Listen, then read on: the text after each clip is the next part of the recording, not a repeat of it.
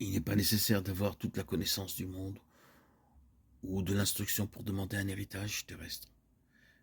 Mais pour nous, croyants, cela prend parfois de nombreuses années pour apprendre la valeur de notre héritage céleste. Apprenons-le maintenant, la parole de Dieu est si claire et évidente. Lorsque nous recevons notre Seigneur comme notre Sauveur personnel, il nous est donné le droit et l'autorité de devenir les fils de Dieu. Nous sommes fils de Dieu pour l'éternité, à cause de son amour éternel que nous avons reçu par la foi. Nous avons une part de l'héritage du Seigneur Jésus-Christ. Il n'est pas exigé de connaître l'hébreu ou le grec pour savoir que c'est vrai, mais avoir l'assurance intérieure du Saint-Esprit. La jouissance de l'héritage repose sur votre foi. Or, si nous sommes enfants, nous sommes aussi héritiers, héritiers de Dieu et co-héritiers de Christ. Romains 8, 17, 18. Alors, automatiquement, vous pouvez dire aussi, je suis l'héritier de Dieu et le co-héritier du Seigneur Jésus-Christ.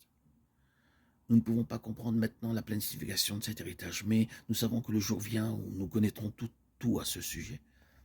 Un petit garçon sait que son père possède des biens et de la fortune. Mais si vous le questionnez sur le nombre de terres, de propriétés et de richesses que le père a, il répondra « Je ne sais pas. Il est trop jeune pour savoir cela maintenant. Lorsqu'il parviendra à la maturité, il sera capable de comprendre toute l'étendue des positions paternelles et des possessions qu'il a.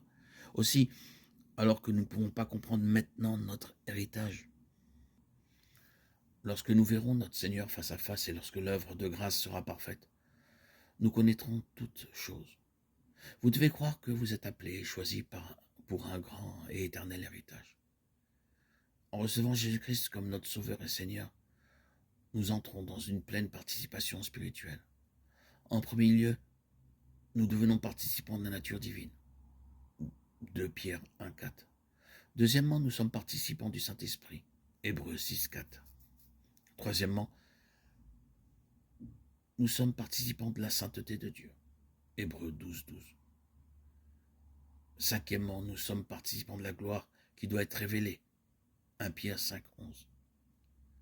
Sixièmement, nous sommes participants à l'héritage des saints dans la lumière. Colossiens 1, 12. Septièmement, nous sommes participants du Seigneur lui-même. Hébreux 3, 14. Quelle merveille d'être participants de l'héritage céleste de Dieu. Notre Dieu d'amour nous a choisis pour nous placer et nous faire goûter cet héritage spirituel incorruptible, glorieux. Vous devez croire que vous avez une part dans cet héritage.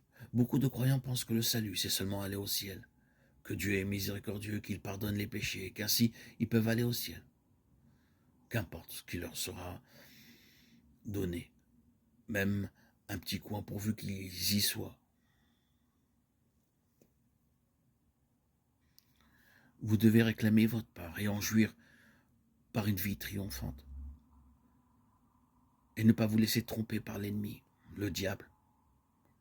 Le Seigneur lui-même dit dans Apocalypse 21, 7, celui qui vaincra héritera ces choses.